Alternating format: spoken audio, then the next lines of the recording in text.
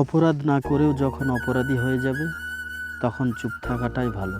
কারণ চিৎকার করে কখনো নিজেকে নির্দোষ প্রমাণ করা যায় না।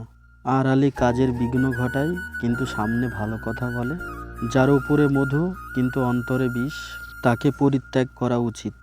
তারাই সুখী যারা নিন্দা শুনে নিজেকে পরিবর্তন করতে পারে। নিজেকে কখনো ছোট মনে করবেন না।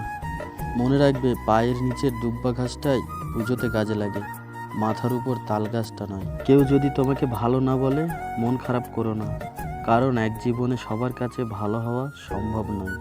নিজেকে যদি শক্তিশালী করে তুলতে হয় তাহলে একলা কিভাবে থাকতে হয় সেটা শিখে নাও।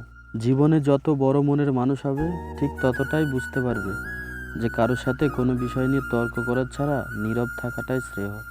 গতকাল চলে গেছে, আগামী দিন এখনো আসেনি।